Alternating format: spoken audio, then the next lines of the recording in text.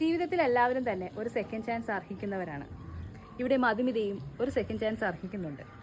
ഈയിടയ്ക്ക് വായിച്ച് പ്രണയം പശ്ചാത്തലമാക്കിയിട്ടുള്ള നല്ലൊരു നോവൽ തന്നെയാണ് K0 പ്രസിദ്ധീകരിച്ച പ്രിയ ജോസി എഴുതിയ പാതി വഴിയും പിന്നിടുമ്പോൾ എന്ന ഈ നോവൽ. ഒറ്റയിരുപ്പിന് വായിച്ചു തീർത്ത വളരെ ലളിതമായ ഒരു നോവൽ തന്നെയാണ് പാതി വഴിയും പിന്നിടുമ്പോൾ. സ്ത്രീകൾ പലപ്പോഴും ഡിവോഴ്സ് ആയതിനു ശേഷം രണ്ടാമതൊരു വിവാഹത്തെ പറ്റി ചിന്തിക്കാറേയില്ല, അതും ഇരട്ടക്കുട്ടികളുടെ അമ്മയും കൂടി ആകുമ്പോൾ. പക്ഷേ ജീവിതത്തിനൊരു അർത്ഥമൊക്കെ ഉണ്ടാവണമെങ്കിൽ ഒരു കൂട്ടൊക്കെ വേണ്ടേ? അത് അവളിലേക്ക് പകർന്നത് അവളുടെ ഒരു കൂട്ടുകാരിയായ റീത്തയാണ്. റീത്തയിലൂടെ മധുമിത അവളെ കോളേജ് നാളുകളിൽ സ്നേഹിച്ചിരുന്ന റിസ്വാനെ കുറിച്ച് അറിയുന്നു. പക്ഷേ റിസ്വാന് അവളുടെ കൂട്ടാളിയായിട്ട് എന്നും അവളുടെ കൂടെ ഉണ്ടാകാൻ പറ്റുമോ?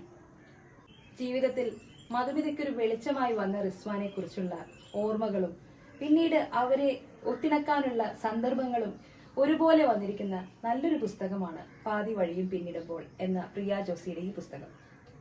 ജീവിതത്തിലെ പരുക്കനായ യാഥാർത്ഥ്യങ്ങളെ നമ്മളിലേക്ക് പകർന്നു തരാൻ പ്രിയ എഴുത്തുകാരി മറന്നിട്ടില്ല. മക്കൾക്ക് വേണ്ടി ജീവിക്കുമ്പോൾ സ്വന്തം ഇഷ്ടങ്ങളും ആഗ്രഹങ്ങളും മറന്നു പോകുന്ന ഒരുപാട് സ്ത്രീകൾ നമ്മുടെ ചുറ്റിനുമുണ്ട്. പക്ഷേ ഇവിടെ മധുമിതയ്ക്ക് വെളിച്ചം പകരാനായിട്ട് റീത്ത എന്നൊരു കൂട്ടുകാരി ഉണ്ടായിരുന്നു.